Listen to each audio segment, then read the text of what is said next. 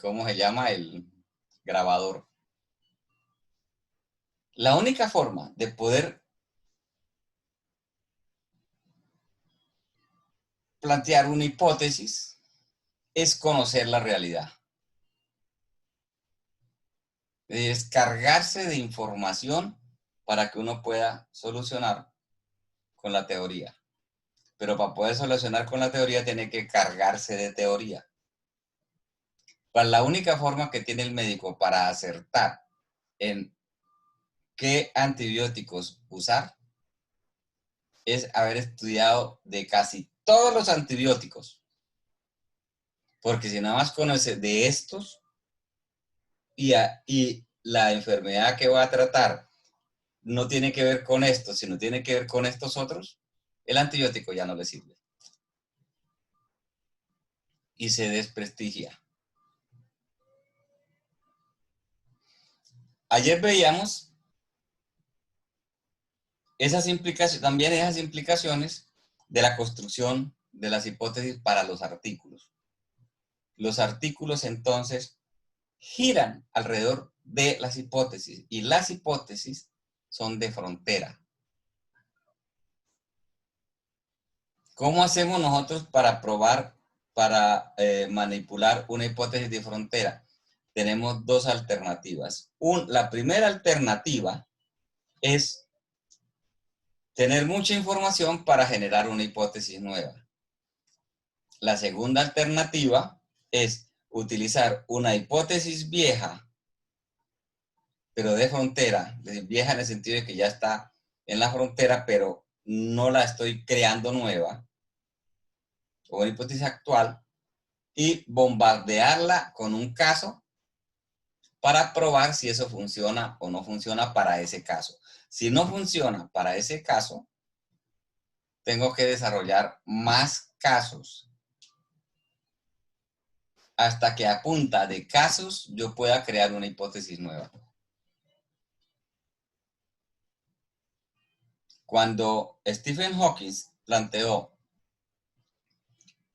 la hipótesis de las curvas, de la, ¿cómo se llama? Se me olvidó el nombre. Yo les dije que era la hipótesis de ¿Mundos paralelos? No. no. No, de Stephen Hawking, profesor. Stephen Hawking, sí. La hipótesis de las grandes supercuerdas. Eso. Cuando Stiglitz formuló la hipótesis de las grandes supercuerdas, lo hizo mirando el comportamiento a través del telescopio de dos astros. Y dijo, mire, el comportamiento de estos dos es más fácil de explicar si nosotros asumimos esta hipótesis. Y luego miró otros astros y también se comprobó. Luego miró otros astros y también se comprobó. Así fue durante 20 años de parejas de astros, 3 astros, 4 astros, un sistema. Así fue hasta que pudo decir, bien, ya he hecho todo este montón. Ahora vamos a demostrar matemáticamente que las grandes supercuerdas es una unidad explicativa.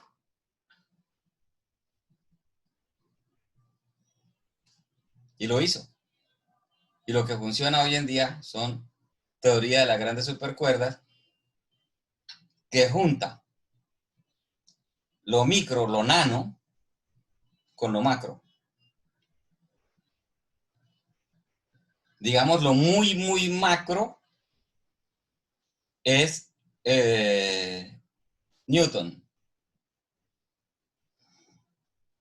La cuántica se va al otro extremo y va a lo micro, a lo nano. En el campo intermedio está relatividad y grandes supercuerdas. Relatividad explica a Newton. Grandes supercuerdas explica a lo cuántico y a Newton y a Einstein. Son hipótesis. Cuando en el CERN, por allá en Bélgica, donde está el laboratorio ese que tiene 150 y pico, no, sí, o con 15. Sí, no, 15 kilómetros de grande subterráneo para aceleración de partículas.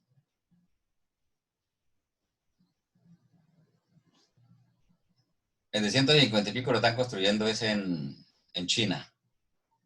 Un laboratorio enterrado de 150 y pico de kilómetros.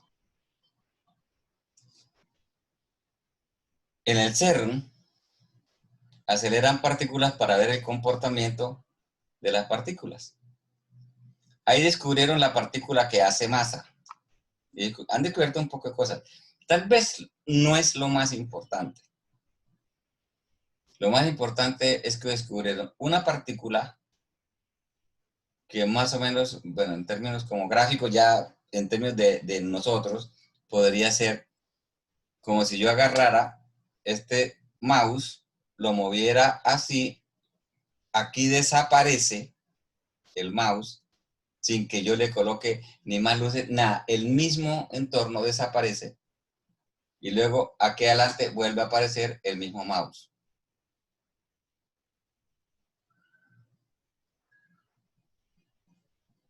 Como una zona fantasma.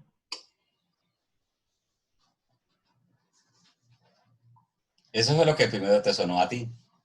A ellos no les sonó eso. A ellos les sonó. Teletransportación. Se va a un universo paralelo. 2, teoría de grandes supercuerdas está equivocada. Newton está equivocado, Einstein está equivocado y la cuántica están equivocadas. Hay que empezar de nuevo.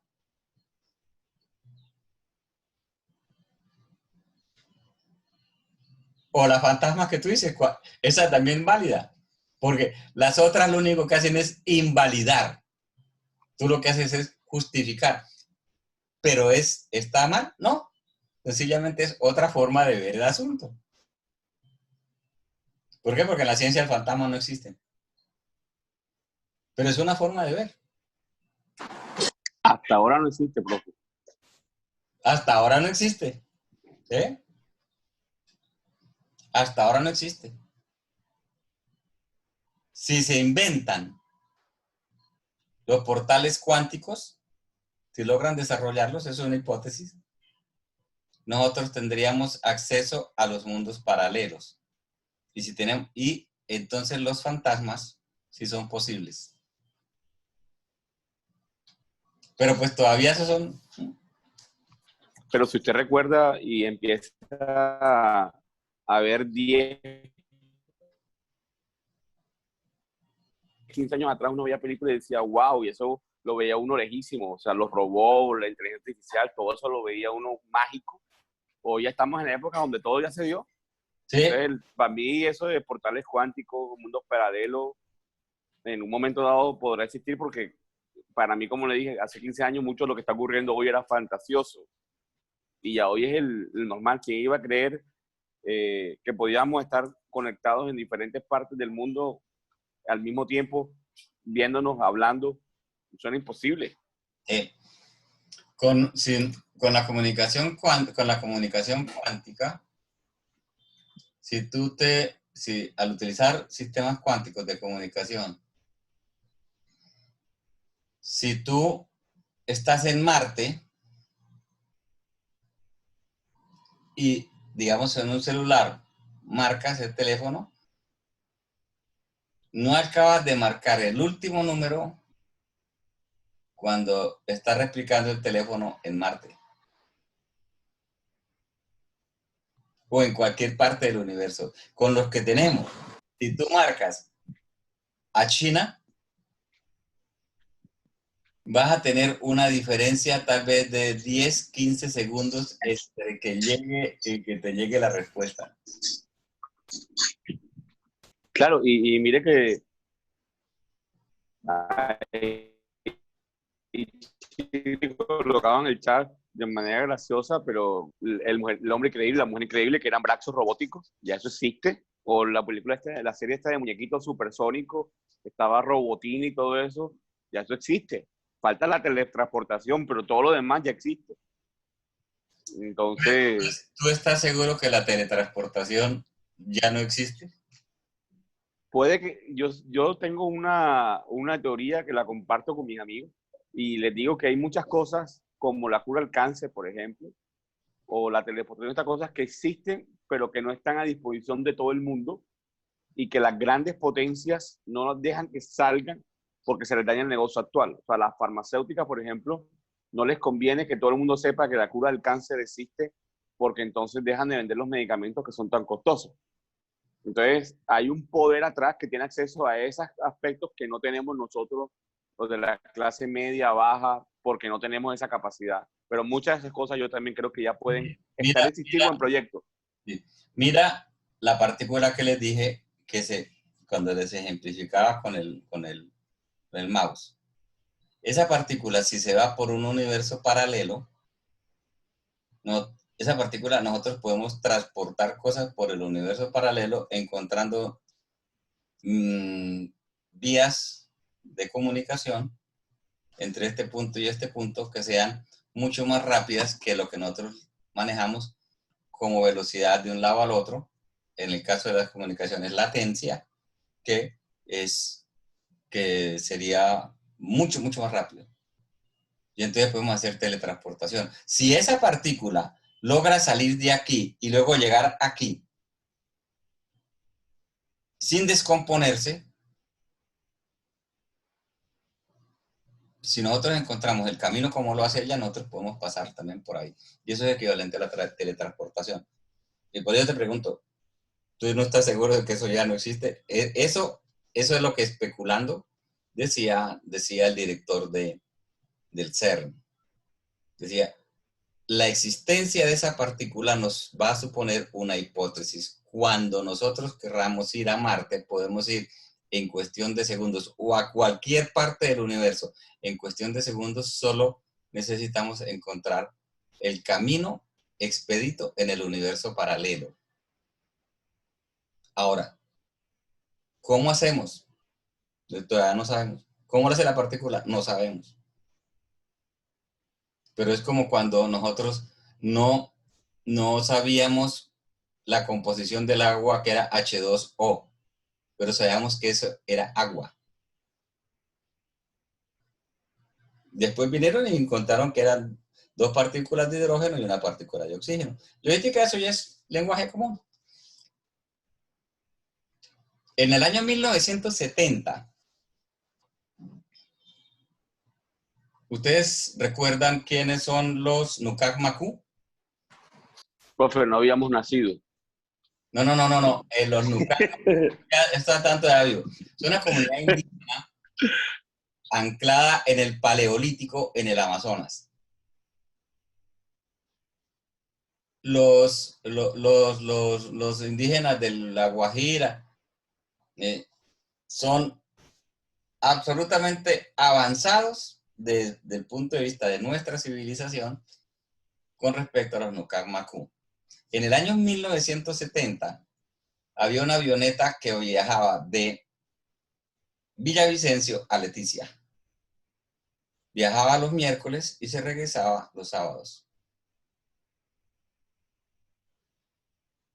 Los Nukak Maku no habían tenido contacto con ningún blanco, y con nosotros. Aquí los investigué. Y ellos adoraban la avioneta, creían que era Dios. Todos los miércoles y todos los sábados tenían el equivalente a la misa de nosotros. Para rendirle culto a Dios. Porque ese pájaro que pasaba por allá estaba fuera de su comprensión. Y estamos hablando de los 70, que estamos hablando de 50 años, que eso fue hace un segundito.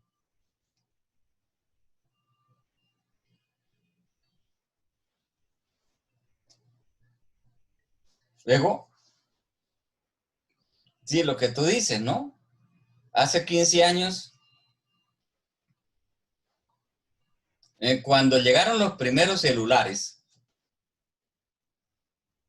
yo estoy como entre los, no sé, tal vez como 500 colombianos, primeros colombianos que tuvimos celulares. Yo trabajaba en el Congreso, y allá llegaron a venderle a los congresistas y a todos los funcionarios y asesores, a todos. Y yo me compré el mío. Y también en presidencia, entonces, por ahí, y en la justicia. Eran unos tremendos panelones así de grandes. Y yo me acuerdo, la primera pregunta que hace el presidente del Congreso era uno de Córdoba.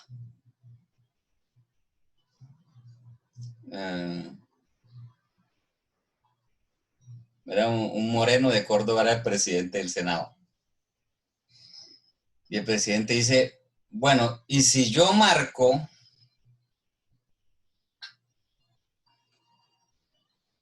quién paga?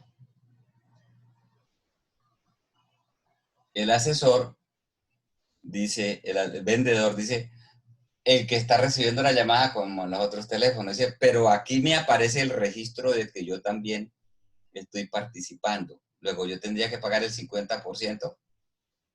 Y el representante de ventas dice, la verdad no sé, yo voy a preguntar. Digo, bueno, mientras que usted pregunte y me trae la respuesta, entonces me toca que decirle a que yo le marque y respóndame rapidito porque la mitad de la cuenta es mía.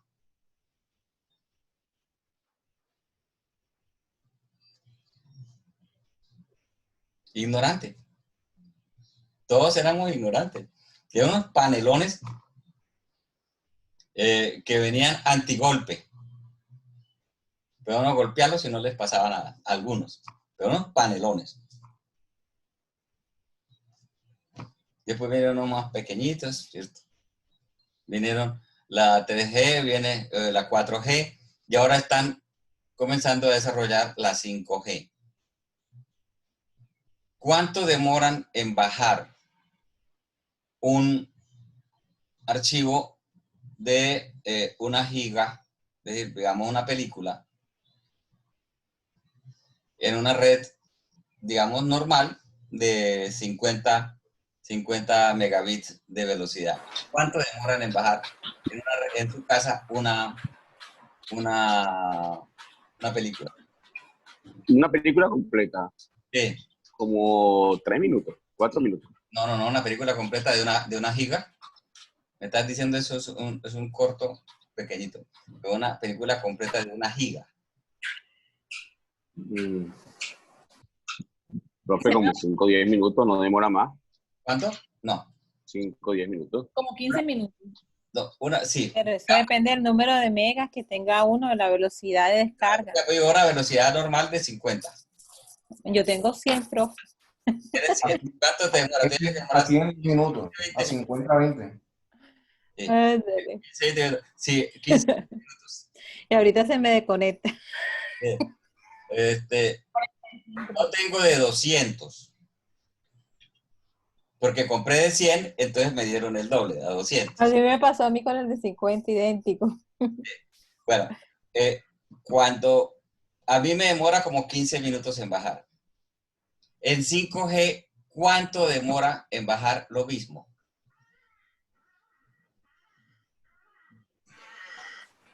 1 minuto. 1 segundo. No alcanzas a levantar el dedo cuando ya está abajo.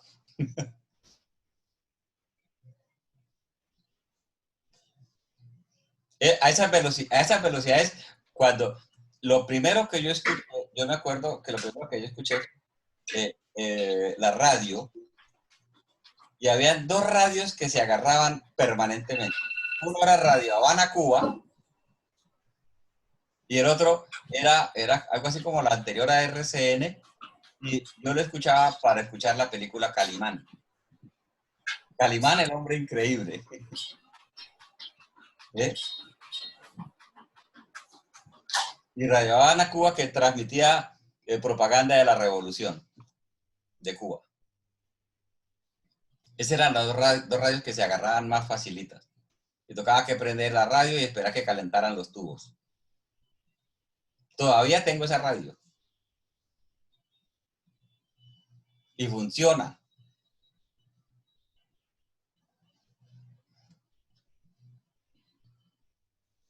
Todo eso ha venido cambiando. Todo ha cambiado. Se espera que en 10 años,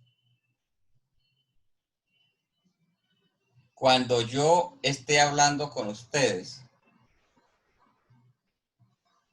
yo pueda que a través de Internet también se transmitan los sentimientos de cansancio, todo lo que yo estoy sintiendo lo pueda también transmitir a través de Internet. Y es que ustedes me perciban, estoy cansado, yo los perciba, están cansados, yo pueda percibirlo. Ustedes están elevados, no están elevados. Como puedo percibirlos cuando estamos en el presencial.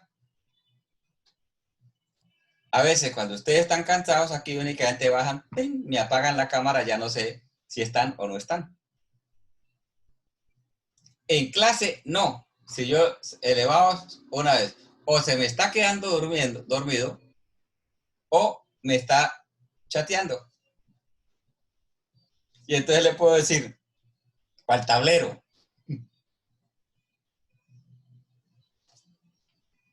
Aquí no. Bueno, todo ese cambio de paradigmas los fuerza a nosotros a cambiar el nivel de las hipótesis.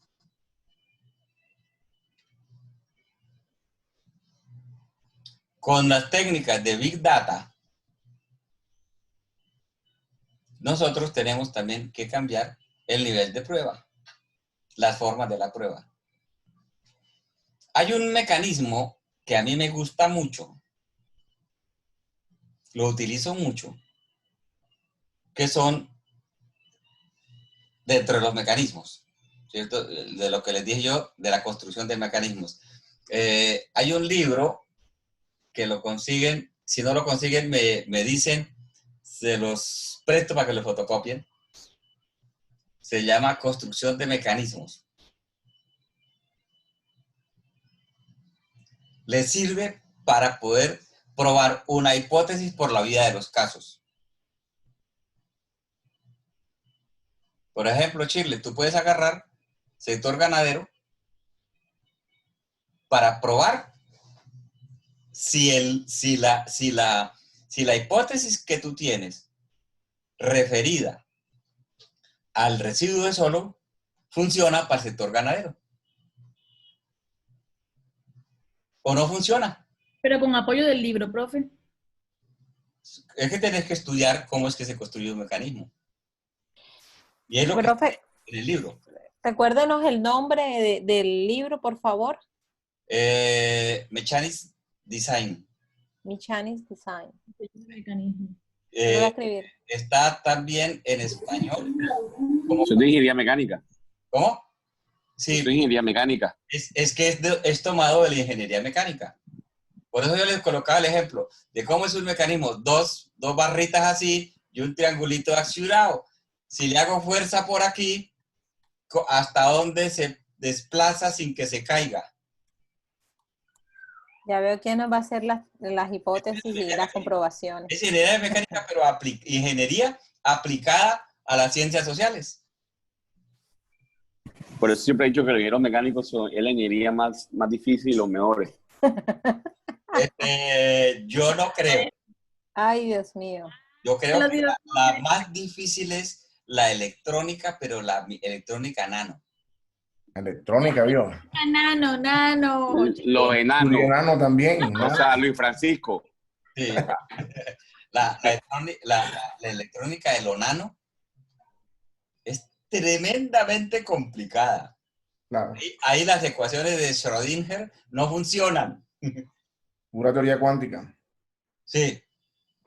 Eso ya. Eso Profe, ya- pero yo por lo menos le pregunto ahí, pero, perdona, trabajando con unos estudiantes sobre estos temas. Estábamos hablando de lo mismo y llega y dice era una estudiante ecuatoriana, también en doctorado. Dice, ay, profe, eso es cannabinol académico. Y yo no, esa cosa yo no entiendo. Yo no entiendo qué carajos es. Dice, ¿cómo puedo entender la electrónica de una partícula nano? Si me queda difícil entender la electrónica de este bicho, ahora de un bicho que yo no veo, complicadísimo. Ahí hay que recurrir al cannabinol académico. No queda más. Bueno, entonces, con diseño de mecanismos, yo les presto el libro y también, si no lo tienen de pronto en la biblioteca, les presto los libros de Reality Rules. Voy a decir una barbaridad que no queda en el registro. Se los presto para que lo fotocopian. Todas las formas posibles, digamos, hasta la emergencia de la pandemia y de la infopandemia, están en Reality Rules. Y las formas posibles posteriores a la infopandemia están en diseño de mecanismos. Diseño de mecanismos es más cortico, Reality Rules son 2 tomos. De esos ahí, hay uno que a mí me gusta mucho. Un mecanismo, la base de un mecanismo que a mí me parece que ustedes deben estudiarlo porque se aproxima mucho a lo que ustedes todos han planteado. Son los neighborhood effects. ¿son los qué, profe? No lo escuché. Neighborhood effects. Los efectos del vecindario. Efecto vecindario. Quiere decir,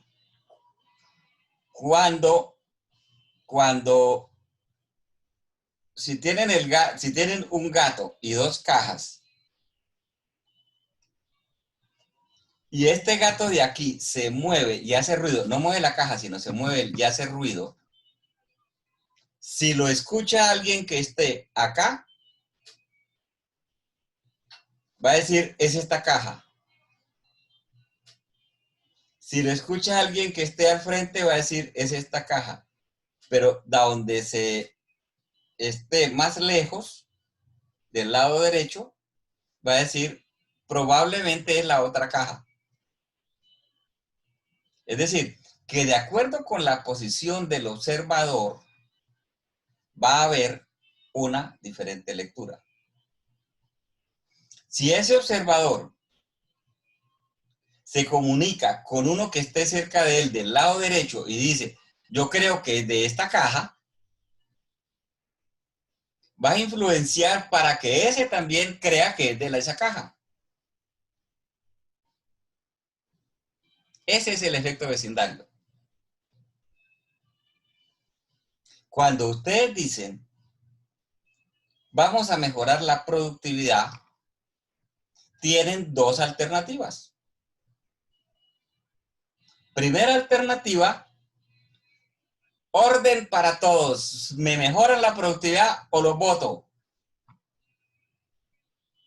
Les doy un ejemplo de lo que nos pasó en la Universidad de La Salle en el año 2008.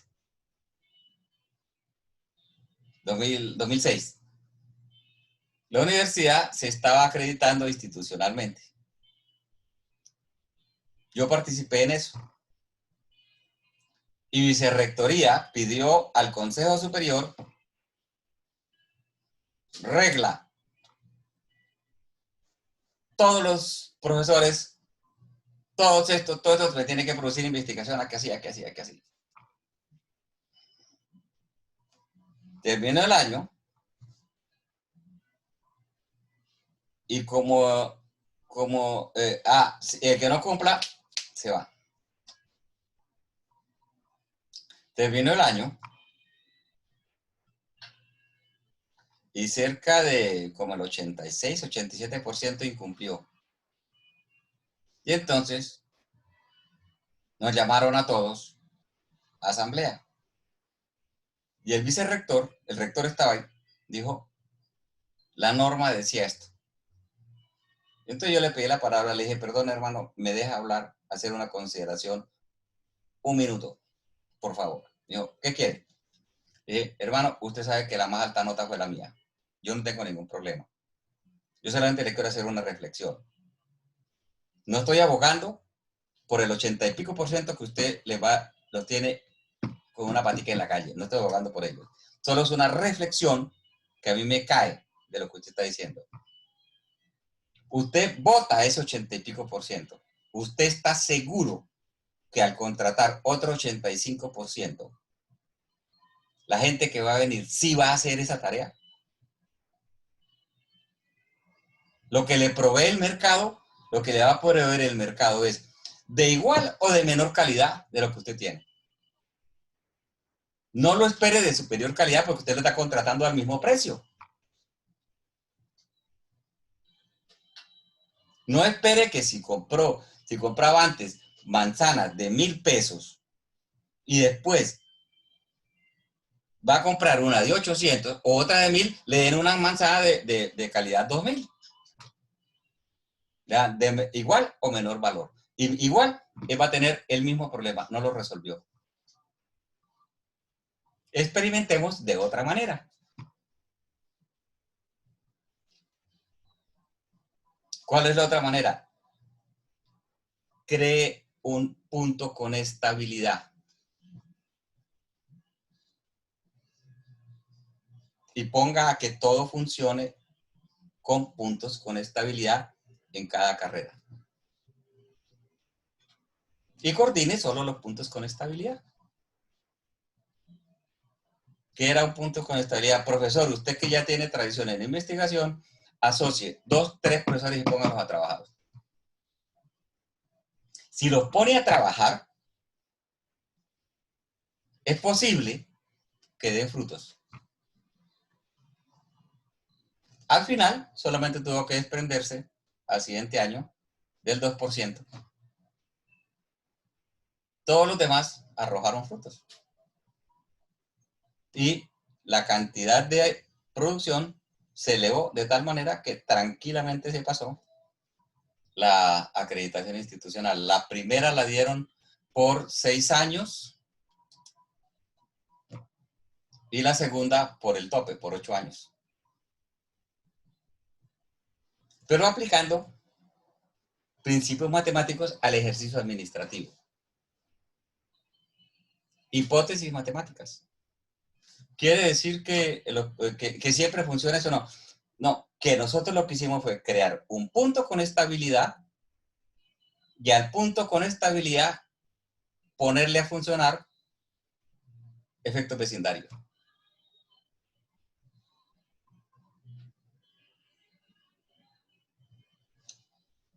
¿Qué implica eso? Que ahí nosotros creamos un mecanismo para poder controvertir la hipótesis. La hipótesis de la universidad es que que las normas establecen el escenario en la cual se define la productividad investigativa.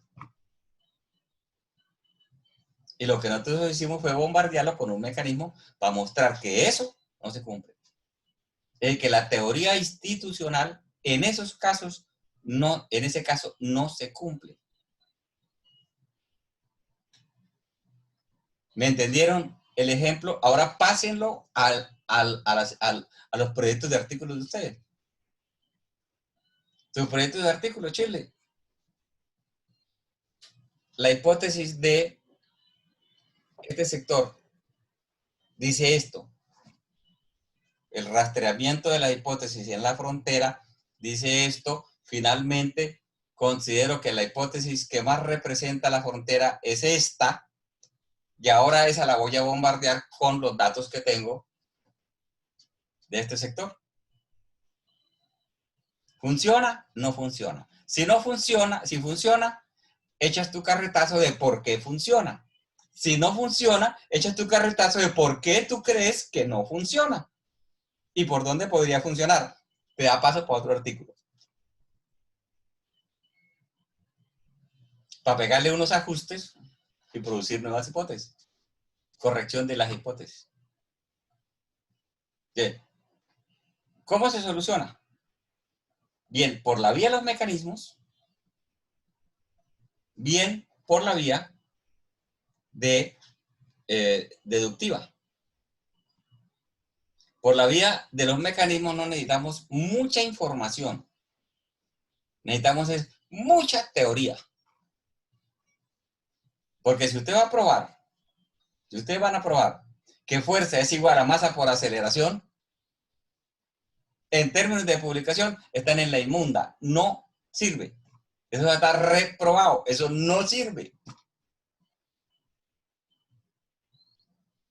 Tienen que, después, para poder meterse por el lío, por el lado de los mecanismos, tienen que haberse rastreado 200, 300 artículos.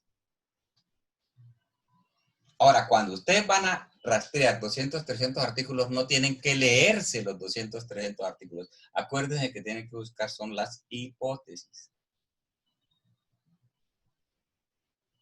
No tienen que leerse todo el artículo, las hipótesis de cada artículo. Las hipótesis y los resultados y las discusiones. Eso es lo que tienen que fichar. Arman sus fichitas y luego las colocan en orden cronológico y las van redactando, las van conectando.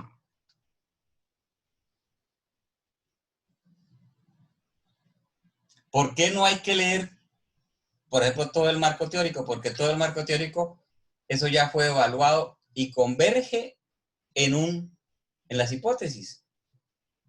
Luego, no es necesario leerse todo el marco teórico. Solamente hay que leerse las hipótesis. Ahorren tiempo, economía. Ustedes también, como yo, vivimos colgados de trabajo. Entonces, ahorren tiempo. Si algún artículo les parece interesante, léanselo todo. Si algún libro les parece interesante, léanselo todo. Pero si no les alcanza el tiempo, léanse el capítulo que necesiten.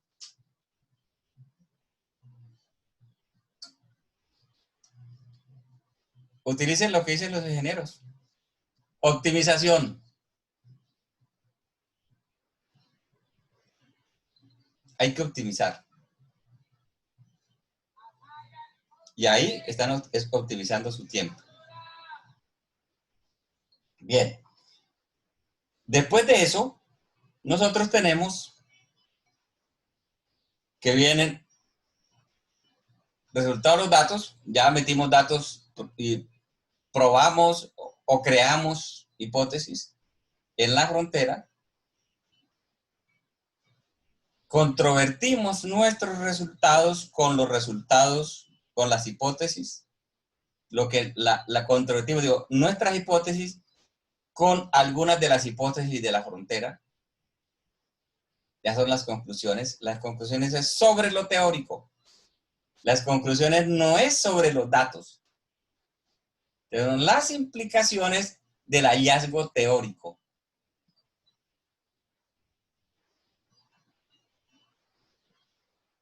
Y finalmente vienen las referencias. Se las voy a recitar de memoria. No son complicadas. Primero, el nombre del autor. Que va primero los apellidos. Si tiene dos apellidos, va con un guioncito,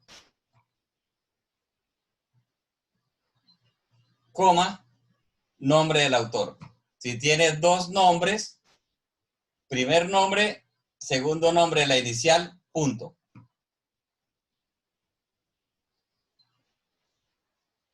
Ese guioncito es absolutamente necesario. ¿Por qué? Mi apellido es Sanabria Landazábal, Néstor Juan. Si a mí me colocan Sanabria Landazábal, Néstor Juan, me van a colocar de apellido Juan y de nombres Sanabria Landazábal Néstor. Y entonces cuando me van a citar, me citan mal. Si ustedes no colocan sus nombres bien, los van a citar mal. Y coloquen el nombre completo. Porque puede haber uno similar que ustedes necesitan del lindaje de él. Entonces el mío sería Sanabria, pegado, guión, pegado, Landazábal. Coma, Néstor, espacio, C, punto. Una cosa, por aquí está que llueve, por aquí está lloviendo, digo. Si se nos va la luz, ¿cómo nos comunicamos? Porque por aquí, en este lado, siempre que llueve se va la luz. Profe, eso es a nivel general, porque por aquí también está ya serenando. Por aquí no está serenando. Denme un segundo, voy a cerrar la ventana de la sala porque está empezando a caer agua. Aquí amaneció lloviendo, Gil. Sí, total. Mira acá, ¿verdad? ¿Cómo hacemos si pasa eso? Celular. Celular, Tu celular. claro. Fuerte. Miércoles, yo no tengo el celular tan cargado. Yo tengo al 200. Yo también lo dejé cargado porque como este computador le da el very, ahora cuando uno Me está pasa haciendo igual. con Teams, entra así como a titilitar. ¿A ti no te está pasando eso, Yasmin?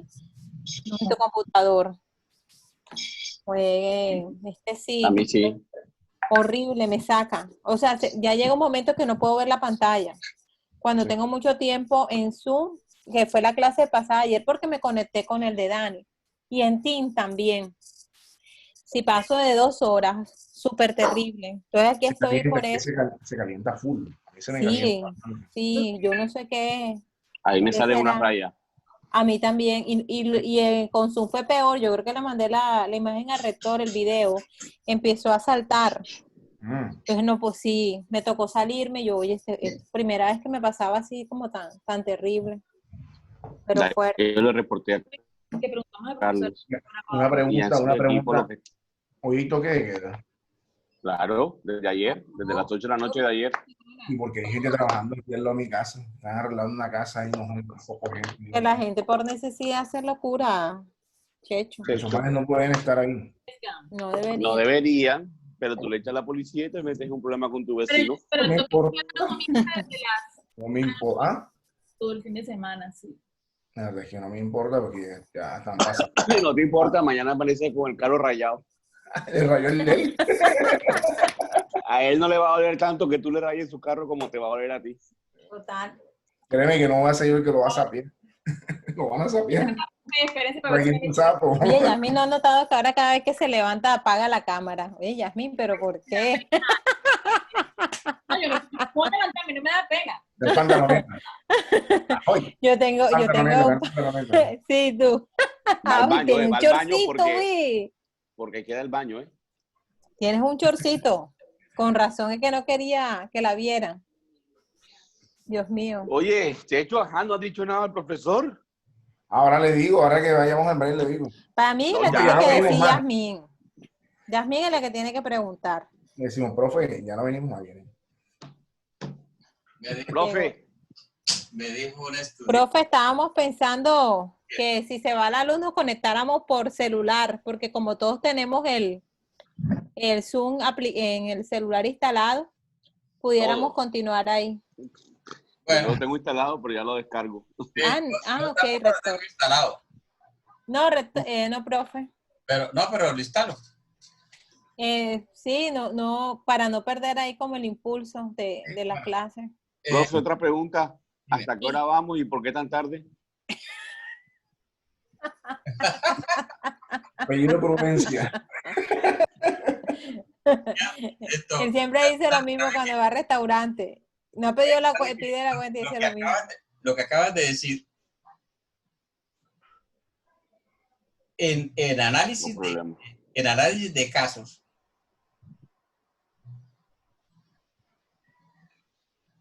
en ventas, es muy importante.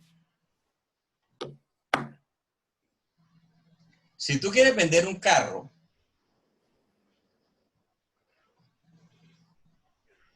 muestra cómo es el mecanismo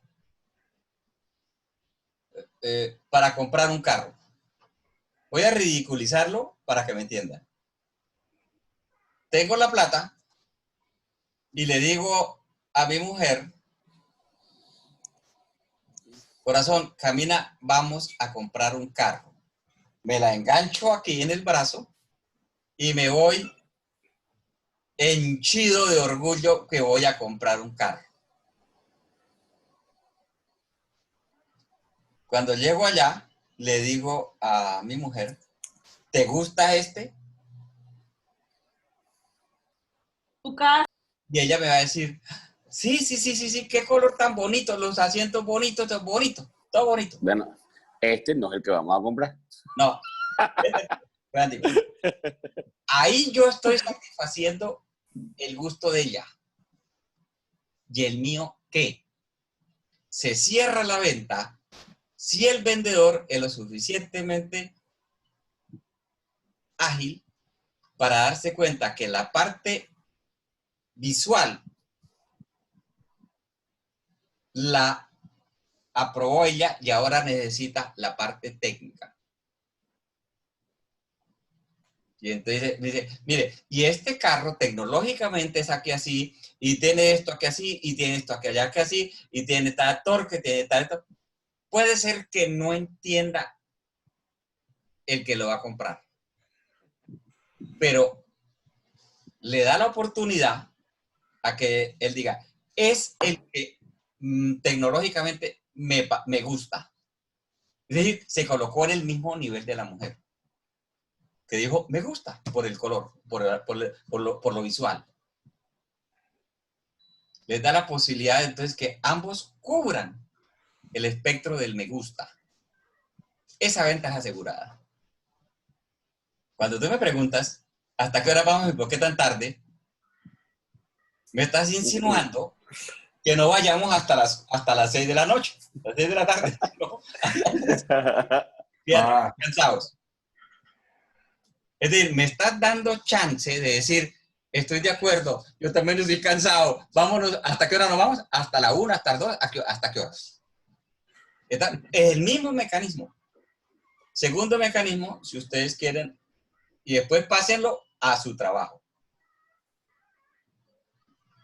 En la clase del primer día, yo decía, llegan a una fiesta y miran a una mujer, los muchachos miran a una mujer, si esa mujer le devuelve la mirada y le sonríe de estoy hecho. Bien, cuando le devuelve la mirada, realmente la sonrisa no es tan diciente como algo que es, para nosotros es imperceptible, pero la química cerebral sí lo lee. ¿Qué le pasó a las pupilas de sus ojos? Se dilataron. Se dilataron, entonces está hecho. Yo sacaba la fea. Dice, no mienta, usted sacaba la vieja ojito. Pues se ahorra el trabajo. Sacaba la fea y le decía, vete de aquí que no hacer nada. Ahora vamos a poner la bonita. Más bien lo que hacía era que se llevaba al amigo, le ponía la fea y él cogía la bonita. Eso era porque la fea siempre está acompañada de la bonita. Esa es otra hipótesis. Sí, claro. Las bonitas se hacen acompañadas de las feas para verse más bonitas. Yo no sé. No sé. A mí todas me parecen bonitas, solo que de diferente belleza. Subjetiva, profe. Eso es subjetivo. Para mucho consuelo. No, eso depende de la cantidad de trago que tenga uno encima. De verdad. Chili, 2 tragos. Yasmín, 4 tragos. Checho, como 5 botellas. Sí, una muchacha fea, pero con 2 litros de whisky en la cabeza, divina. Está viendo mucho Proyecto 1. Proyecto. Pero desafortunadamente bajo este escenario no funciona. Al otro día dice, uy, esa hipótesis estaba maluca. No funciona. Entonces, pues vamos hasta donde ustedes digan, porque es que aquí para allá, después, cuando terminemos esta parte de la reflexión final, de cómo, ahora sí, cómo se cita, ustedes tienen que hacer un ejercicio con todo, me lo envían, yo les hago las observaciones pertinentes y ustedes me devuelven la calificación que ustedes creen que se merecen por el esfuerzo de haberse estado acá y por lo que aprendieron de acá. Califiquen lo que ustedes aprendieron. Bien, entonces, sigamos con la citación. Entonces, primera, el nombre. Después viene la fecha, entre paréntesis. Si el personaje que están utilizando, el autor, estamos solo en un autor. Si el autor tiene doble nombre y puso, por ejemplo, Néstor, espacio, J, punto. Después del paréntesis, no va punto. Pero si me llamara abajo, Néstor, sería Néstor, paréntesis, año, punto. ¿Me entendieron? Sí. Si tienen los 2 nombres, no. Néstor Párez. Punto. O sea, si tienen los 2 nombres, como el segundo nombre lleva el punto, después del paréntesis no hay punto. Si tiene un solo nombre y no hay segundo nombre que tenga punto, entonces después del paréntesis se coloca punto. Exactamente. Póngame 5, profe. Este va así. Ok. Si no tiene así un nombre, el punto va después del paréntesis. Eso es las referencias. Segundo, bueno, después del paréntesis, nombre completo del artículo. Punto. Como estamos hablando de revistas de máximo 10 años de atrás para acá, todas tienen DOI. Y la que no tiene DOI, tienen que copiar la dirección HTML. Nombre del artículo, punto, el DOI o punto, el HTML. Queda a libertad del autor, el que está escribiendo, queda a libertad si quiere ponerle el nombre de la revista. Y si le pone el nombre de la revista, tiene que colocarlo en cursiva. Punto. Eso es todo. Si tiene varios autores, es después del punto, en este caso, Sanabria Landazábal, Néstor J, y si hay otro, entonces aquí después de este punto, va punto y coma. y el siguiente nombre, punto y coma, y el siguiente nombre, punto y coma, y el siguiente nombre. Y antes del último va la I gringa.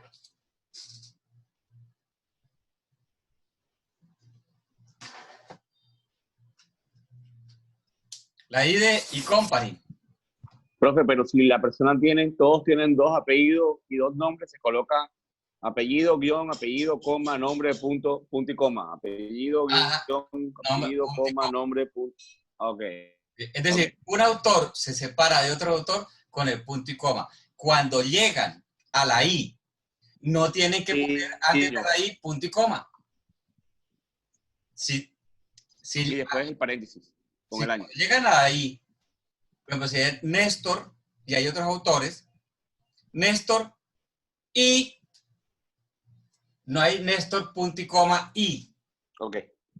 Sino Néstor, si es Néstor J punto I, no es Néstor J punto y coma. El punto y coma no se coloca antes de la I, solamente es cuando entra autores. La I reemplaza el punto y coma.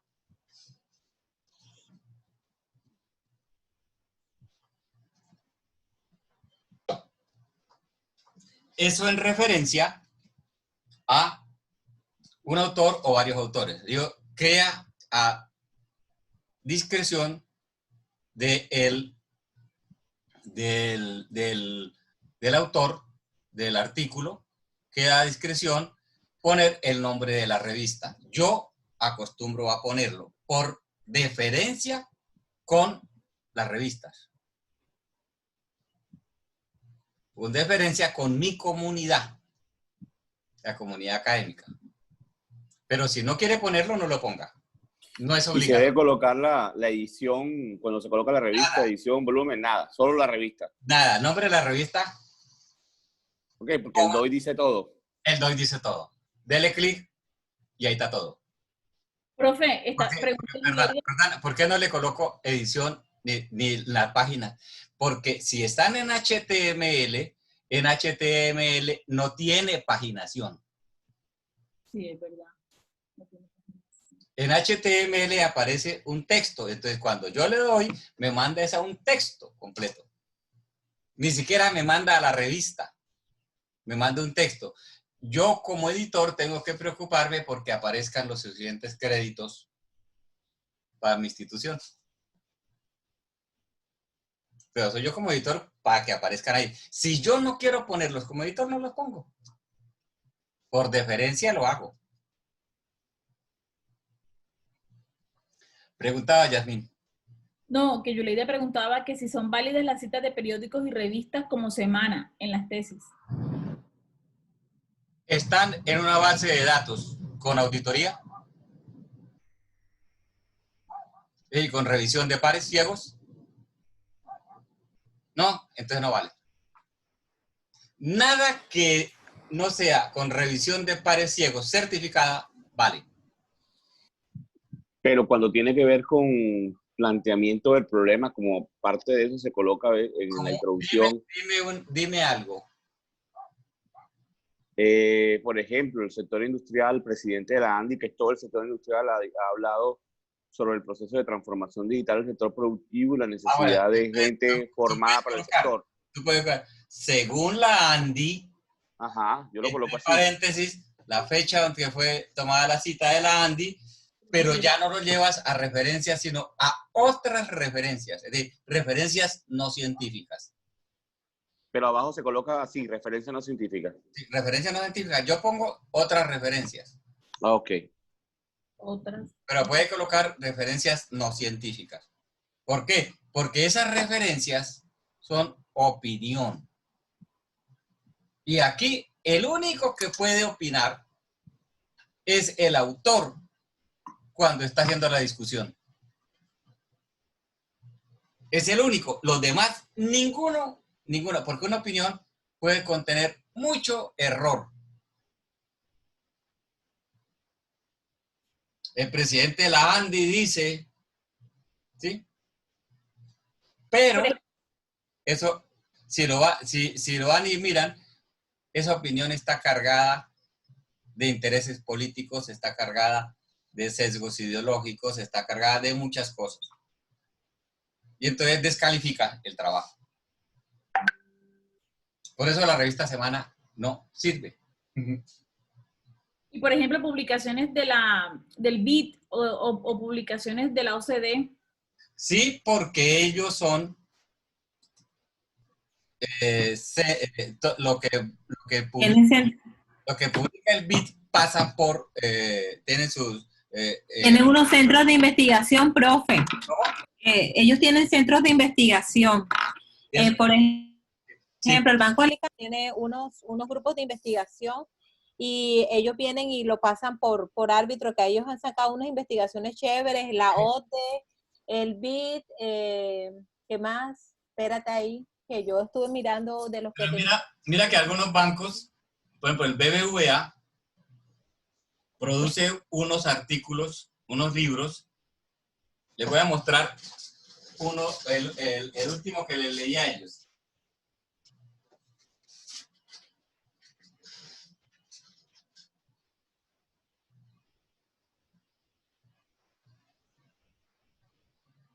Este es del BBVA, Reinventar la empresa en la era digital. Se lo recomiendo. Bien, mira para ti, ¿ve? ¿Ah? No, para el jefe. Sí. Se lo recomiendo. Este lo bajé y me gustó tanto que lo imprimí. ¿Reinventar la empresa en qué? En la era digital. En la era digital. Ese es del BVA. BBVA.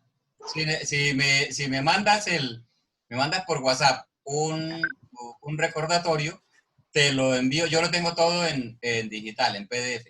Listo. Dice el primero, de la deconstrucción a los Big Data. Cómo la tecnología está transformando las empresas.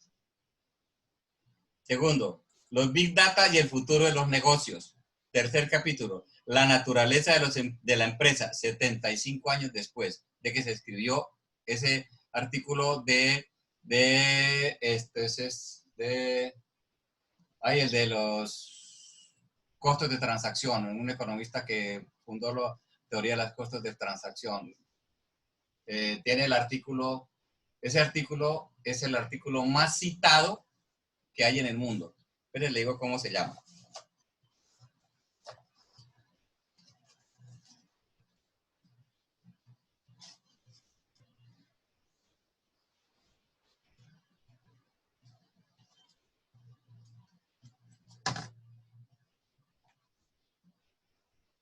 Ronald Coase. Eso tú hiciste esa maestría en ingeniería mecánica, pero ese es como uno de los guruses, más guruses de todos en economía. Ronald Coase. Y escribe un artículo 75 años después, cuando él habló de los costos de transacción. Sí, de los costos de transacción. Cuarto capítulo, modelos de negocio, tecnologías de la información y las empresas del futuro. Interesante, jefe. Quinto capítulo, reinventar el marketing. Siguiente, el auge a las nuevas multinacionales. El siguiente, modelos de negocio en la empresa del futuro. Siguiente, calidad de empleo como requisito para la innovación. Diversidad y pensamiento tribal en organizaciones colaborativas. Cambio de poder en las relaciones de género está en marcha. Consecuencias de la revolución en el trabajo y en la familia. Bien, bien interesante el libro. Yo que me gustó tanto que lo imprimí para tenerlo ahí. Siempre se lo doy al principio de clase a un estudiante. Y le digo, si es capaz de leérseme todo este libro y en cada clase tiene usted 2, 3 minutos para que me hable del capítulo que leyó, una vez por semana, se va con todo en 5. No me tiene que presentar trabajo ni nada. Solamente cada semana decirme, me leí este capítulo. ¿Sabe qué me he descubierto? Eso es aplicando el principio que les he dicho de el punto con estabilidad. terminan por lo menos 10 de ellos leyéndose el libro. Van y lo fotocopian y lo leen. A partir de lo que el otro comenta. Y, ¿cómo así? ¿Pero de dónde sacó eso? Es que es este capítulo que me leí esta semana. Le incentiva a los otros. Siempre me busco al que en la primera semana me parece el más inquieto. Y a ese le paso el libro. Si alguno llega y me dice, por ahí al mes, normalmente, profe, ¿por qué no me lo manda? No, lo coloca ahí en digital. Se lo envío. Y en algún momento, como al segundo mes, hay 3, 4 que son los que se están disputando quién es el que va a hablar del siguiente capítulo. Se ponen a leer. Les parece interesante porque les controvierte todo el tripero de cosas que dicen los otros profesores. Y me decía un profe, dijo, la primera vez que lo hice, me dijo, Néstor, usted les pasó este libro y qué enredo en el que me tiene metido. Porque este señor me está diciendo, uno de estadística, me está diciendo que lo que tengo que enseñarles es Big Data y yo le estoy enseñando las regresiones mínimo cuadráticas. Entonces le dije, hermano, solamente le queda una opción. Aprenda Big Data. No le queda más. Hasta allá llegó. Hasta ahí llega, o hasta ahí ha llegado. Neighborhood Effect. Cuando ustedes están mirando sector agropecuario, el sector agropecuario no es uniforme. Hay grandes empresas, digamos una producción de 10.000 hectáreas, y hay pequeñas producciones. ¿Cómo se comporta eso?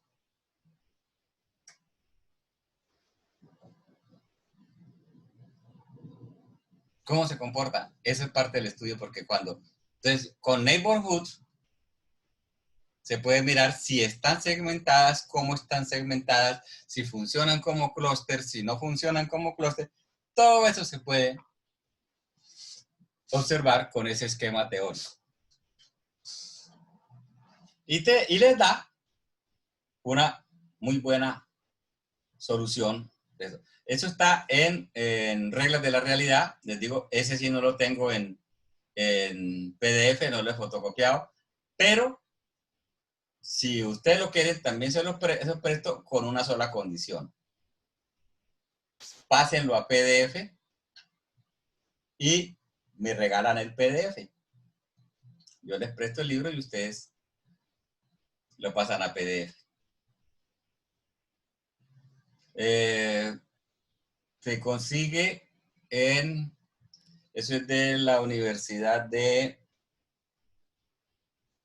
no me acuerdo, como Stanford o Caltech, uno de los dos es.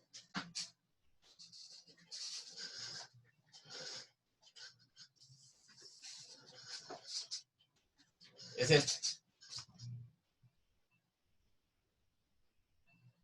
Son 2 tomos.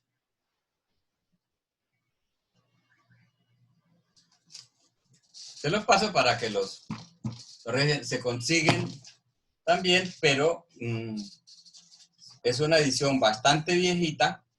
Es del Instituto Santa Fe, que es el instituto que Instituto Santa Fe es un instituto en el cual convergen la Stanford, Caltech, Berkeley y otra. Los 4 tienen lo que llama el Santa Fe Institute, que está también en California y que es el instituto paradigmático, el más importante que hay en términos de teoría de la complejidad. Pero ya es complejidad avanzadísima. Es unas cosas así, hacen unas cosas. Ellos son los consultores que desarrollaron el proyecto de investigación terracondicionamiento de Marte. La simulación para hacer cómo teníamos que hacer Marte habitable. Que fuera como la Tierra aquí nuestra. Y lo lograron. Lograron transformar en simulación un planeta árido en un planeta exactamente igual que el de nosotros cuando no había contaminación. Adivine cuál fue la solución. Contaminarlo. Porque al contaminarlo, el planeta se calienta. Y al calentarlo, el agua que está en las piedras se evapora. Y al evaporarse, se hace atmósfera. Y al hacerse atmósfera, se vuelve habitable. Es decir, lo que aquí fue una falla, un error, es la solución en Marte. Por eso no se puede calificar. Esa es la solución para hacer otro planeta habitable. Contaminarlo. Para que se caliente. Si se calienta 4 grados por encima de donde está en este momento, el agua se evapora, comienza lluvias, limpia y se vuelve habitable. Eso lo hizo el Instituto Santa Fe. Es el más grande proyecto que se ha desarrollado en simulación en el ámbito humano. Se pueden ustedes imaginar meter todas las variables posibles del medio ambiente nuestro, de la ecología nuestra, meterlas en el computador para simular. Eso lograron hacer. Son unas cosas así, pero súper excepcionales esa gente. Y ellos, este es como el manual de trabajo de ellos. Reglas de la realidad. De cómo simular la realidad.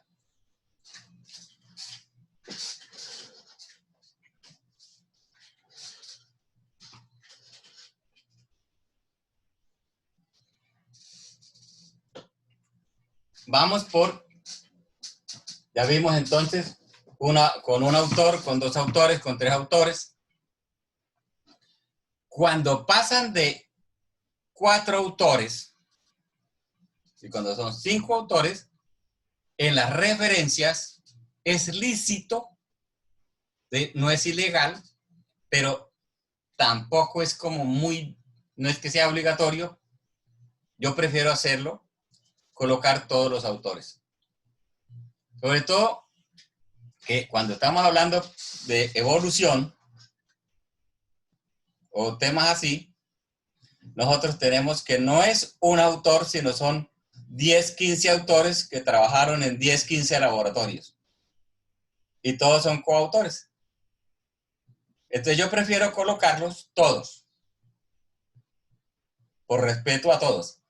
Pero si ustedes quieren colocar solo el primero y luego colocar y otros, también es válido. O et al.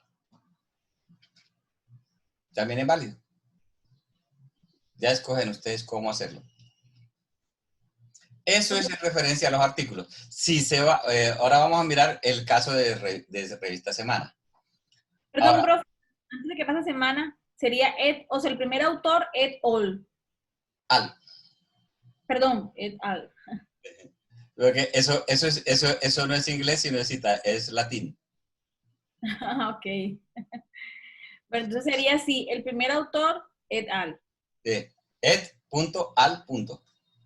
Al punto.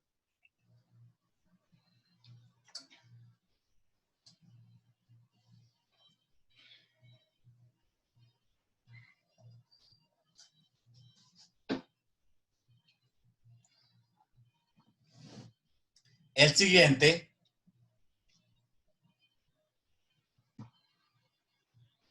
bueno, hasta ahí llegamos en los artículos científicos, no hay más. Si ustedes citan de 10 años para atrás, eventualmente, por ejemplo, citan a Ronald Coase, que es de 1937, esto, cuando Arcesio se tomó como un tinto o algo, tomaste, ¿cierto? Hiciste así y colocaste el pocillo con la mano derecha en este lado, justo donde se interceptan el cuadro con Yasmín. Y en el mismo momento, Yasmín tomó uno y lo levantó. Eso así, parecía que Yasmín se hubiera tomado del de Arcesio, porque los pocillos son parecidos. En blanco. Sí, pero cuando lo mueves así, yo vi, movió un pocillo y tú mueves otro pasillo. Y yo, ve, le está quitando Arcesio, pero yo creo que están como en piezas diferentes. Bien, esas son, si citan cosas de antes, como el de Ronald Coase, entonces es Coase, Ronald, paréntesis, 1937, punto, son los costos de transacción. No me acuerdo el título en inglés, cómo es exactamente, no es costos de transacción, sino empresa y costos de transacción o algo así. Punto.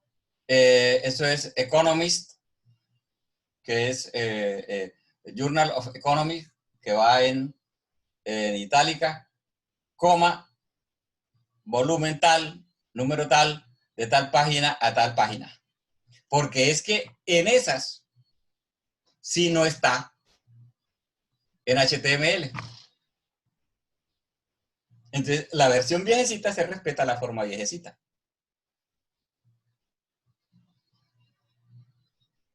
En esa época no habían DOIs. Bien, si son libros, excepcionalmente un libro sirve. Excepcionalmente. Se cita autores con la misma lógica, paréntesis, punto o punto en el nombre de autor, título del libro en itálica,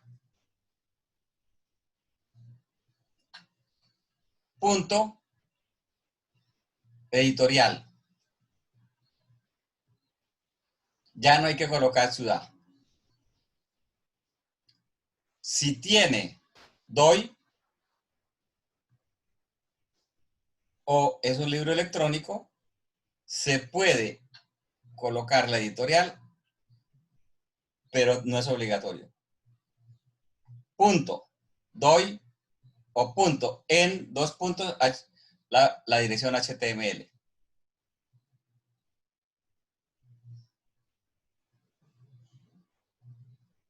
Si es capítulo de libro, va, autor del capítulo, la misma lógica. Paréntesis, título del capítulo en letra no itálica, la normal, punto. Título sí, punto. Título en dos puntos, si el artículo está en inglés, disponible en disable in dos puntos o at, como quieran hacerlo, dos puntos. Nombre del editores. Nombre de los editores, entre paréntesis, EDS, cierra paréntesis. Nombre del libro, ese es el que va en itálica, punto. Editorial, punto, DOI o HTML.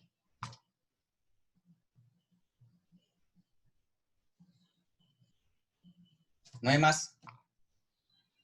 Si son referencias que no son, que son como semana o cosas así, en otras referencias, entonces colocan semana, entre paréntesis, el día de la publicación. Si supongamos que la semana es quincenal, 15 de enero de 2020, cierra paréntesis, nombre del artículo, coma, digo punto, semana, punto, HTML.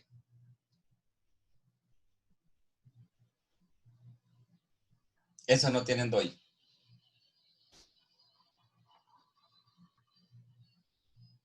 Y si son libros de divulgación, este, por ejemplo, lo que le mostré es un libro de divulgación, el del BBVA.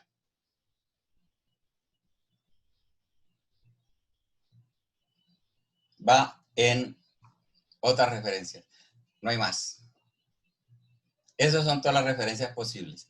Ahora, en la citación, en el texto, hay dos maneras de citar. Una, digo con un ejemplo. Según Zapata, entre paréntesis, año de la publicación.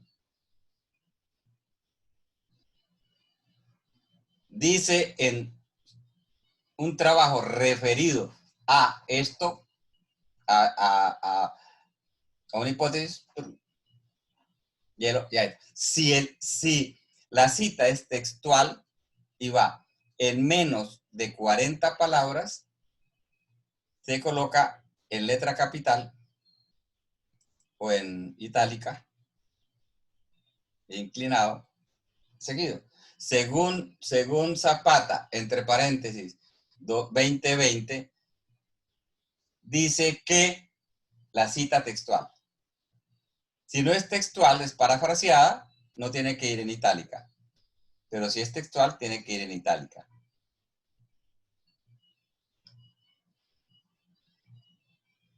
La hipótesis, por ejemplo. El cuerpo del documento. ¿Ah? Así se cita en el cuerpo del documento. En el cuerpo del documento. Y sigue ahí para allá. Lo cual es controvertida por Castro, entre paréntesis, 2020, según al correr la misma simulación con más datos va a encontrar que la hipótesis de Zapata se cumple solamente parcialmente y en consecuencia genera esta nueva hipótesis. Pero está parafraseada, no hay que colocarla en itálica. Punto. Si la cita es de más de 40, de 40 palabras, según Zapata, 2020, punto aparte, no sé, digo, renglón aparte, no punto aparte, sino hasta ahí y luego aparte. Y se coloca, se le baja un punto a la, digamos, si estaban haciendo en Arial 12, se baja a Arial 11. Times New Roman 11 se baja a Times New Roman 10. Se baja. Y cuando se baja y se pone a renglón seguido, se pega.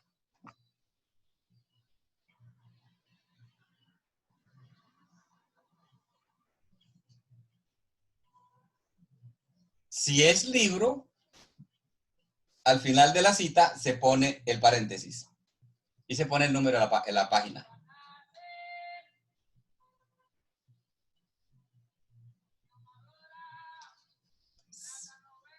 Si es punto, bien. Si no es punto, puntos suspensivos, aparte, y sigue como si fuera un solo párrafo.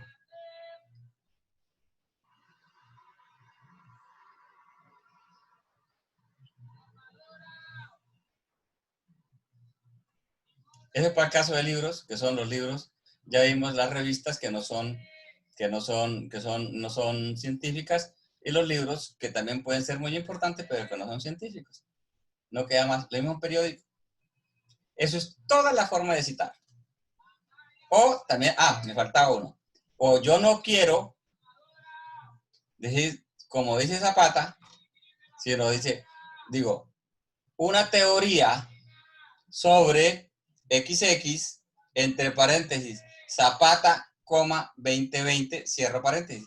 Y sigo con lo mismo. Es decir, puedo colocar el autor afuera o puedo colocarlo adentro. Eso es todo. No hay más. El resto ya es leer. Leer y hacerle. Bueno. Profe, aquí también estoy viendo que yo le volví a colocar aquí, ¿cómo cito entrevista? ¿En qué? ¿Cómo cito entrevista? Dice ella. No una entrevista. En una entrevista tú tienes que colocar. Ay, perdón, Yule.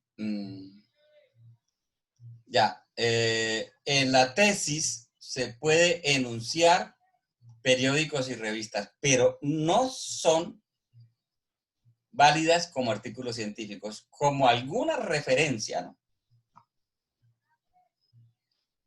Pero eso tiene que ser muy poquita. Son opiniones. No está aprobado. Esa es la primera respuesta. Segundo, ¿cómo cito una entrevista? ¿Lo colocas así? ¿Por qué? Porque esa entrevista, eso va a estar en la metodología. Y en la metodología es decir, va a una entrevista, van a haber tantos entrevistados, Y si va a entrevistar la entrevista 1, no le ponga el nombre. Normalmente la gente prefiere que no le pongan el nombre. Yo no le coloco el nombre. Si se necesita, lo coloco los resultados de la entrevista los coloco como anexos. Y entonces ahí puede ir nombre o entrevistado 1. Normalmente es preferible hacerlo anónimo por no comprometer nada a nadie, ¿no? Por sus opiniones. Y entonces yo digo, según el entrevistado 1,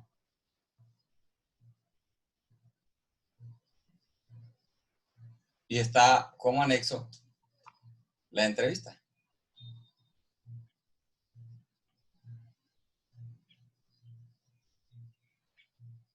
Pero no hay que en lo posible, no colocar los nombres de los entrevistados. ¿Por qué? Porque, por ejemplo, si ustedes le preguntan al jefe de personal, va a decir, no, es que a mí me parece que los trabajadores son muy flojos. Y después hay una demanda en el sindicato, hay una demanda porque están en persecución laboral. Va a decir, mire, pero ahí está, ese señor dijo eso.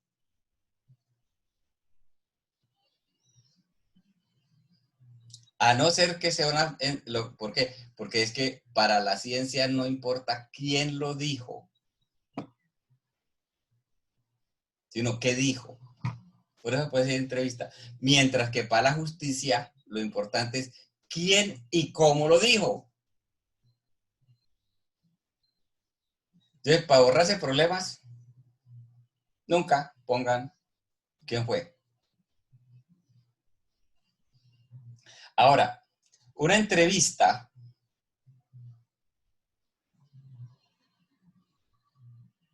Vamos a hacer 10 entrevistas. Profe, perdón, pero puedo mencionar las empresas. No las personas, pero sí las empresas. ¿Sí? Y lo que yo tengo que es pasarla por ejemplo, el Atlas T. Y el Atlas T me va a decir, de las 20 entrevistas, la mayor varianza la producen tales posiciones. Eso es lo que interesa. No lo que dijo un individuo, sino cómo repercute, cómo se crea una estructura de pensamiento parecida. Profe, ¿y los nombres de las dependencias a las que se entrevistan en la empresa? Tampoco. En lo Tampoco. posible no coloquen Yo leí un artículo hace poco precisamente donde sí mencionaban los nombres de ¿sí? de las dependencias, sí, de varias empresas. Pero en lo posible no. En lo posible. Evítense líos adelante. Evítense líos adelante. Claro. No.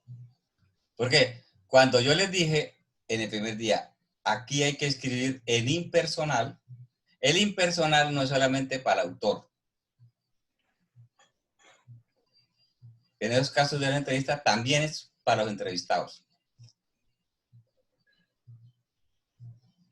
Claro. Porque para Atlas T, el Atlas T no le es relevante si lo dijo Pedrito Pérez o Juan Molinares. Es lo que dijo, nada más. Y es lo que va a evaluar cómo se corresponde una con otra. No, ¿qué dijo?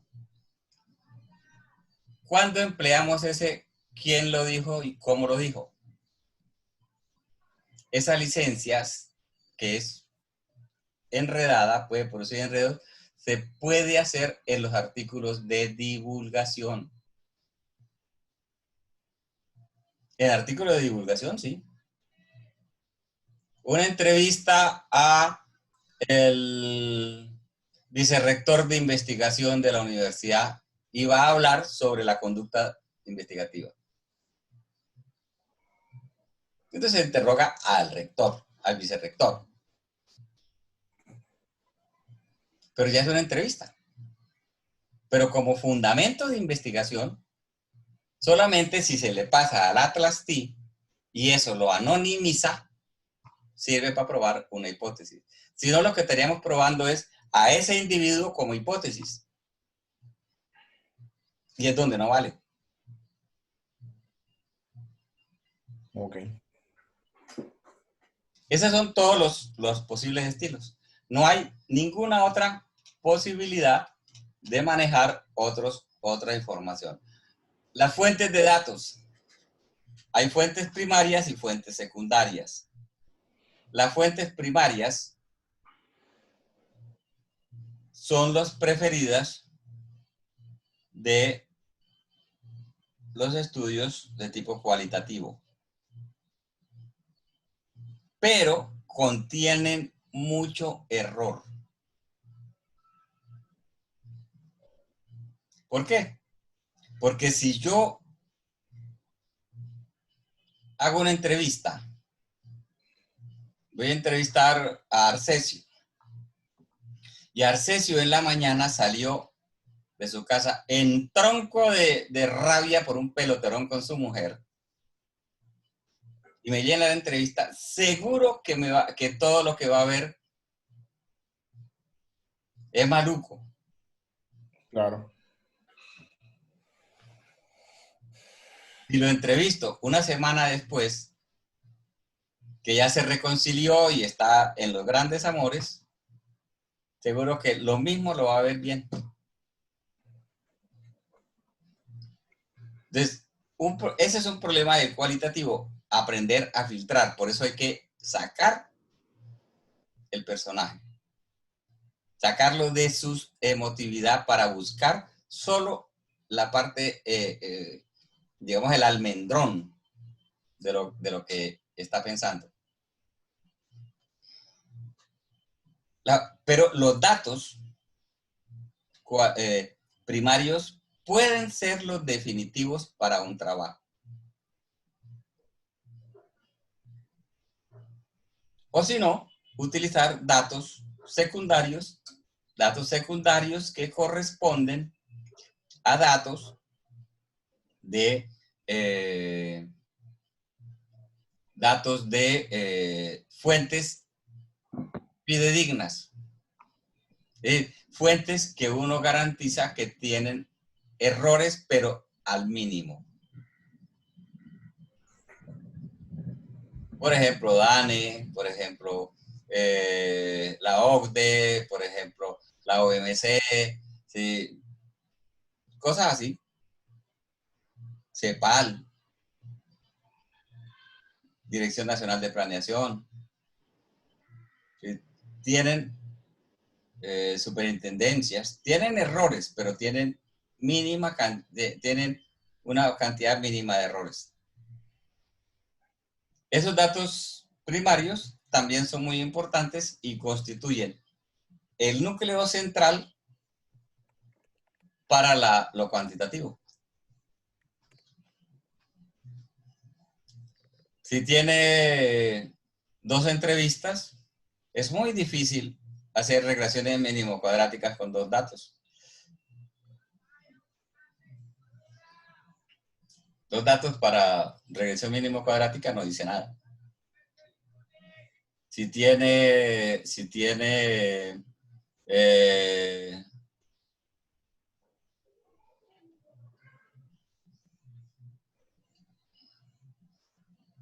15 millones de datos, para cualitativo no dice nada, porque no lo procesa el Atlas D ni ninguna cualitativa.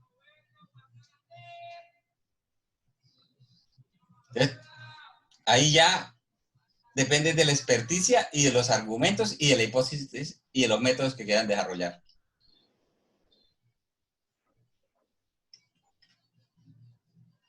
Ahí arranca ya el aprendizaje, la curva de aprendizaje del investigador. La que va a decir, esto está bien, no está bien, esto está que sí, esto no está. La curva de aprendizaje. Bien, ¿hay preguntas hasta aquí? No. Confirmaríamos que estos elementos que nos dio ahora para citaciones pertenecen a la 7ª versión de la APA. Sí, es la última versión de APA. Está revisando ahora tal cual como el profesor está diciendo. Sí, es 7ª de APA. Una guía. Y es, si ustedes mandan un artículo a Q1 en el área nuestra, con APA 6ª versión, se lo regresan. Porque nosotros trabajamos los documentos fue con APA 6ª. Ahora tocaría volver a cambiar. Sí, hay que ajustarlo. Tienes toda la razón. Sí, ¿no? Mira, a usted en APA 6ª versión de introducción, marco teórico. Tienen que volarlo y marco teórico va dentro de introducción. Pero tienen que comprimir introducción y pegarle marco teórico. Hay que estudiarla bien otra vez la norma. Ya no sirve para un artículo lo que se acostumbraba, que la primera parte tiene esto, la primera parte es esta introducción, la segunda parte es marco teórico, la tercera parte, eso ya no va. Tampoco no va eso de que es cualitativo, cuantitativo, no, tampoco. Transversal, no sé qué, no, tampoco. Eso ya no va.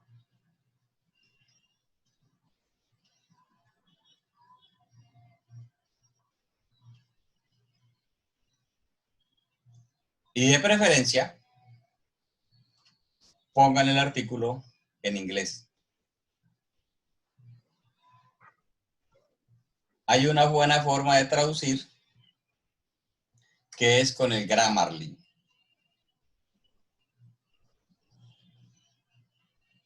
Después de que traducen, le corren el Grammarly. El Grammarly les va a quitar muchos de los errores que están en muchos de los errores que hay en la traducción. Y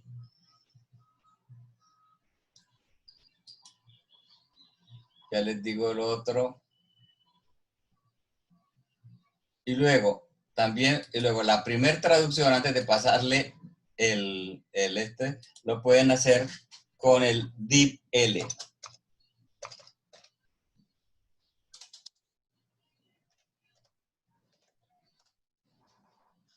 Ese es el mejor traductor.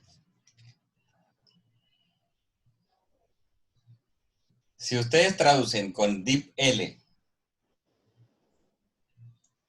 después lo leen y le dan los giros idiomáticos que ustedes quieren. Y después le pasan el Grammarly,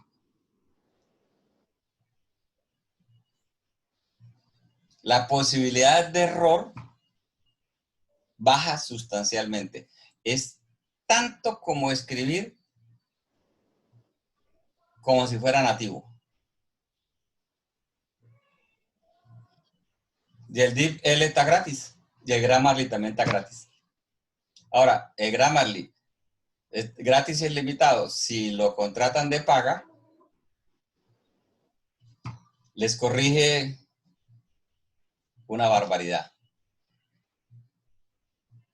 Esas correcciones deberían hacerlas, esos software, así como el Turnitin, como los diferentes software de antiplagio, estos diferentes software deberían adquirirlos institucionalmente para que cuando ustedes escriban, corrijan por ahí y aprendan a manejar desde ahí también las formas correctas de utilizar el idioma. Y a mí, entonces no lo has cotizado. Ah, Y a mí no, tú no has cotizado ese software, ya. El Grammarly, no, yo sí bajé ya el Grammarly, porque bueno, yo lo hice porque en inglés, acá en el curso de inglés que estamos haciendo, nos lo sugirió Félix, ya, pero para corregir inglés, no sabía con lo que dice el profesor, que de pronto lo podíamos utilizar para el tema de los artículos, pero yo bajé el Grammarly, el DeepL sí no lo conocía. sí.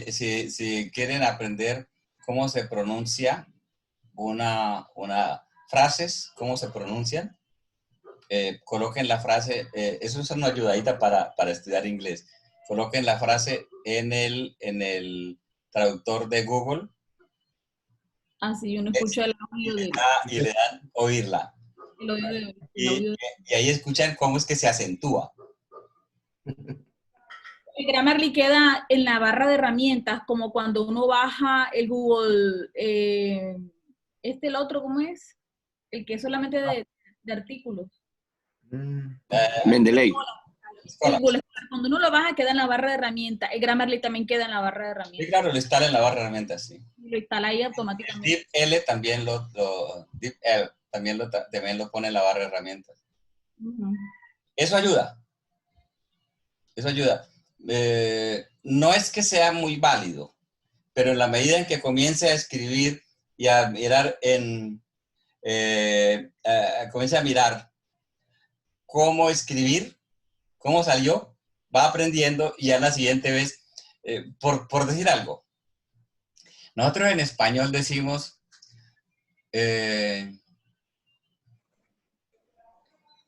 llovió y, coma, después, coma, hizo sol. Sería la forma correcta de escribirlo. En inglés sería llovió y, coma, después hizo sol.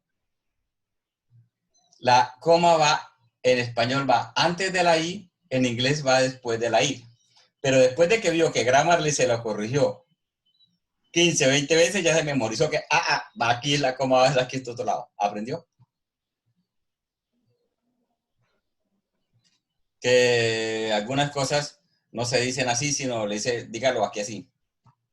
Les voy a compartir el link, profe, a todos en el chat, porque yo lo tengo aquí del profesor mío de inglés que nos los dio.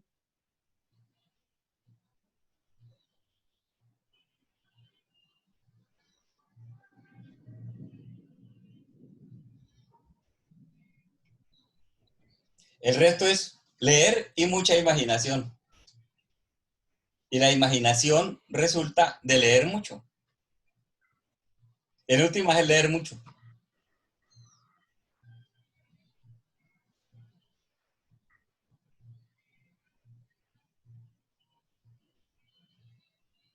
¿Ya? Bueno, ¿qué sigue de tarea? Como ustedes quieran. Trabajos individuales. Un solo trabajo. Entre todos, como ustedes quieran. Agarren uno de sus trabajos y colóquenlo paso a paso en el formato que les acabo de dar. En la anteayer, ayer y hoy. Vayan a ir colocándolo en el formato, paso a paso.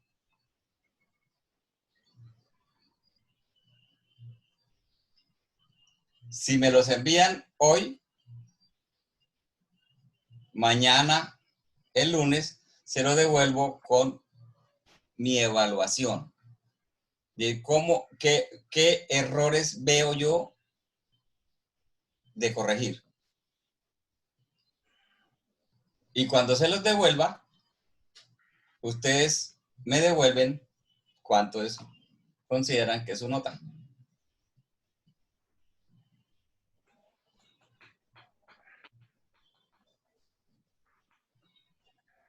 Por último, Espero haber respondido con eso la pregunta de Emilio. Emilio. ¿Cuál fue la pregunta de Emilio? Está congelado, está congelado. ¿Cuál fue la pregunta de Emilio? Otra vez se le paró. ¿Que hasta cuándo era? ¿Y hasta qué hora? ¿Hasta qué hora era? Vamos, tarde. sí, hasta aquí y aquí para allá comiencen a trabajar. Si me necesitan cualquier interrogante, yo voy a estar aquí también. Si no, si quieren trabajarlo sin que yo esté presente, no hay problema. Si quieren que esté presente, si tienen dudas, voy a estar aquí. Es como si estuviéramos allá en el salón de clase. Yo voy a estar aquí o cerquita. Me avisan y respondo. Les Pero es dejo... montar un artículo No, en el formato que usted ha comentado. sí. El formato. Entonces, ¿qué es lo que va en el formato? Abstract. Es decir, de su trabajo, ¿cuál es el objetivo principal? ¿Cómo es la síntesis metodológica? ¿Y cuáles serían los posibles hallazgos? La síntesis. Eso lo vimos como cuando... Sí, es que tengo problema con el red, profe, entonces se congela. No le escuché. ¿Por qué no copiamos en chat, profe? Esa ¿Ah? parte. ¿Ves que eso ya se lo di? Sí, sí. En la presentación. ¿Sí? Nos las envía. Usted la tiene, pero me las envía.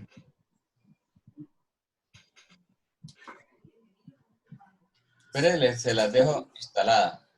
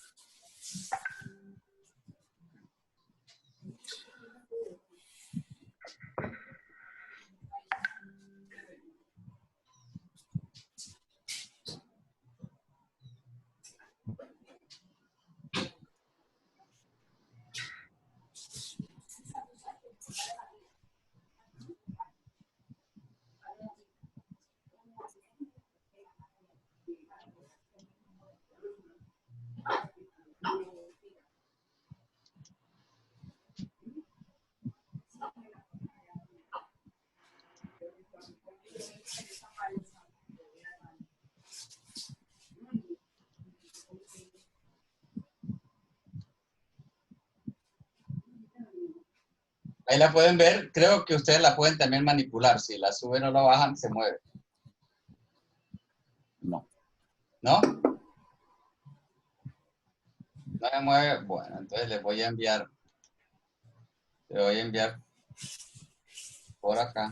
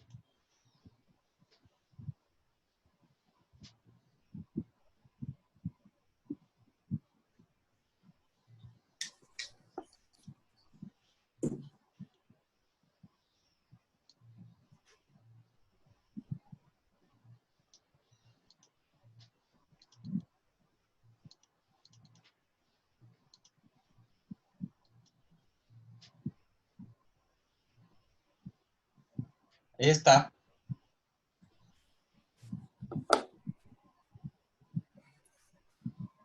¿No las envió al correo, profe? No, la envié aquí al chat Al chat. El chat, sí. Ah, ok. de Zoom.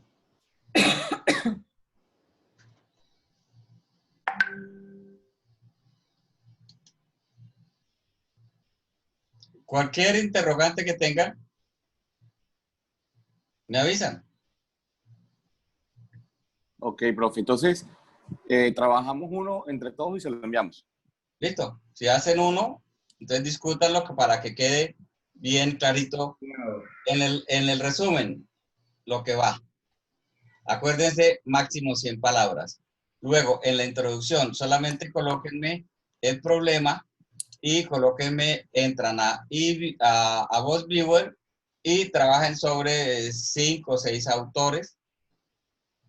Los ponen ahí, montan las hipótesis, plantean metodológicamente muy rápido, es decir, únicamente sin irse a mucha profundidad, sino para que mecanicen el esquema. Y metodológicamente voy a decir algo, se va a solucionar de esta manera. ¿Sí? Metodológicamente se abordará a través de un estudio de caso, teniendo presente para desarrollar la hipótesis con esta forma de hacer el estudio de caso. Voy a decir, por ejemplo, con Neighborhood Effect limitada de tal manera. Entonces tienen que entrar y mirar cómo es la concepción de Neighborhood Effect, si no la recuerdan, que es que yo tengo una forma de pensar. Si converso con ustedes, ustedes captan una parte de mi forma de pensar. No captan exactamente como yo pienso, sino una parte. Y ustedes van y lo enseñan, y enseñan una parte de lo que ustedes aprendieron, que es una parte de lo que yo sé. Ahora, si ustedes se ponen a estudiar más, van a poder enseñar más de lo que yo enseñé. Y entonces sus alumnos van a tener por lo menos el mismo conocimiento que yo. Eso todos tienen que especificarlo. Potenciales fuentes de datos. Objetivo es solo un artículo. Posibles resultados. Ok. Hasta ahí. Esto lo pueden hacer más o menos, sale 2 páginas.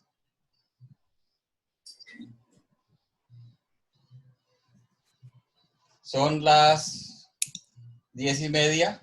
Si a las 2 han terminado, se lo recibo hoy mismo. Si a las 2 no han terminado, la semana me lo pueden enviar el lunes. Y yo les retorno evaluación el mismo lunes o el martes. Listo, profesor. Entonces nosotros vamos a ir a reunirnos entonces. Vamos a crear un grupo en Teams y nos reunimos. Sí. Entonces, cierro aquí y ustedes van a Teams, ¿o sí? Sí, sí. Cualquier duda, pues le escribimos por WhatsApp o lo llamamos. Listo, con todo gusto. Profe, Bueno, muchas gracias. no, señor, pórtense bien. No se vayan de borrachera esta noche, ¿yo? Uy, profe, hasta ley seca debe haber seguramente. Claro que hay ley No seca. creo que Chile. peor. No. Digo, no se van a ir de borrachera. Un privilegio estar con ustedes. Un gusto el conocerlo, profesor. Bendiciones. Gracias, profe. Que estén bien. Que esté bien. Ya lo llamo por ti, muchachos. Y Yuleida, me encantó verte que estuvieras por acá.